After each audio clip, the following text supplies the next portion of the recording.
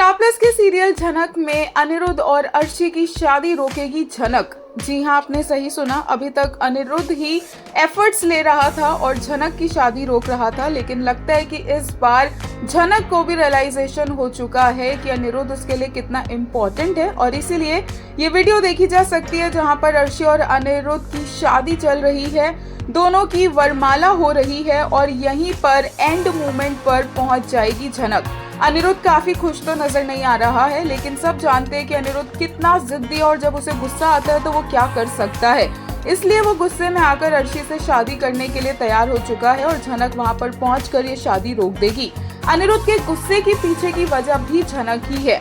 अनिरुद्ध झनक की इतनी परवाह करता है, लेकिन उसके बावजूद भी झनक फिर से अनिरुद्ध की इंसल्ट करेगी।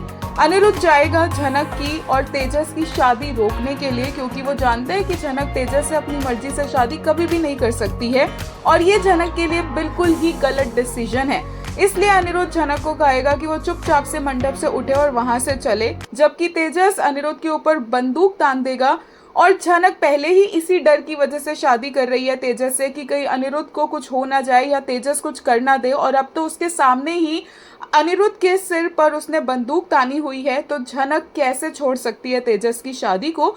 इसलिए वो तेजस से शादी करने की बात पर कहती है कि ये उसकी अपनी मर्जी है, अनिरुद्ध का कोई हक नहीं बनता बीच में बोलने का। झनक बहुत ज्यादा बुरी तरह से अनिरुद्ध से बात करती है एंड फाइनली अनिरुद्ध को वहां से जाना पड़ता है, लेकिन उसके बावजूद भी वो मेक श्योर करता है कि वो खुद चाहे वहां हो ना हो, लेकिन झनक की शादी तेजस से ना हो। और ऐसा ही होता है, झनक और तेजस की शादी नहीं होगी, लेकिन अपने शहर वापस आकर अनिरुद्ध अर्शी से शादी करने लगेगा और तब झनक भागती भागती अनिरुद्ध के पास आएगी और अर्शी की और उसकी शादी को रोकेगी, जो हर किसी को हैरान कर देगा।